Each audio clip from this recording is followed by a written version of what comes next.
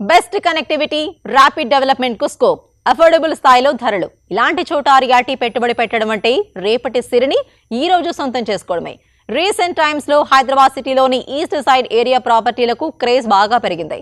ఇటువైపు రియాలిటీ రంగంలో పెట్టుబడి పెట్టాలి అనుకునే వారికి, అఫోర్డబుల్ ప్రైస్ లో ప్రాపర్టీ సొంతం చేసుకోవాలనుకునే వారికి ఓ సరికొత్త ఆశాకిరణం కనిపిస్తోంది.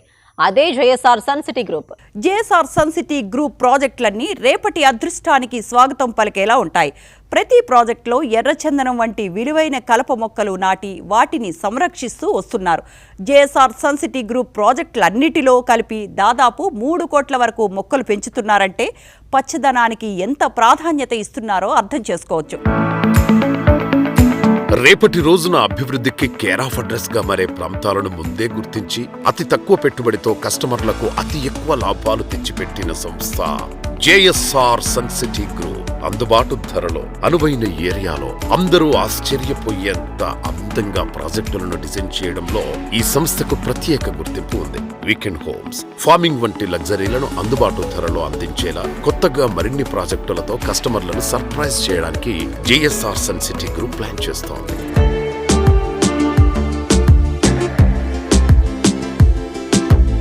Hello sir, hi.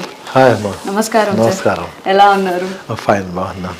ఈ మధ్య అప్రూవల్స్ అనేవి చాలా ఇంపార్టెంట్ అయిపోయాయి అండ్ కస్టమర్స్ కూడా కొన్ని సందర్భాల్లో చాలా ప్రాబ్లమ్స్ ఫేస్ చేయడం మనం చూసాము ఈ మధ్య కాలంలో. సో బయర్స్ ఎలాంటి జాగ్రత్తలు తీసుకోవాలి and JSR sun city group ఈ అప్రూవల్స్ మీద ఎలాంటి జాగ్రత్తలు తీసుకుంటుంది?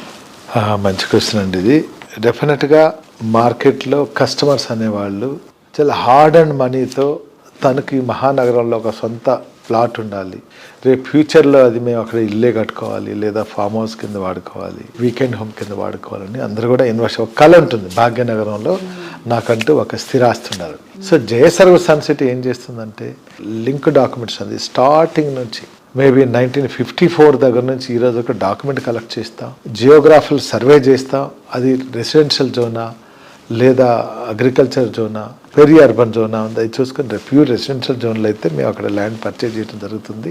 తర్వాత ల్యాండ్ కన్వర్షన్స్ కానీ కన్సెంట్ అప్రూవల్, ఎక్కడైతే మనం వెంచర్ ఇస్తున్నా అది ఏ జ్యూరిడిక్షన్లో వస్తుంది, హెచ్ఎండిఏ లిమిట్స్ అయితే హెచ్ఎండిఏ అప్రూవల్, డిటిసిపి అయితే డిటిసిపి అప్రూవల్, దాని తర్వాత మళ్ళీ రేరా అప్రూవల్ తీసుకున్న తర్వాత డెవలప్ చేసిన తర్వాతే మార్కెట్లోకి సేల్కి వెళ్తాం.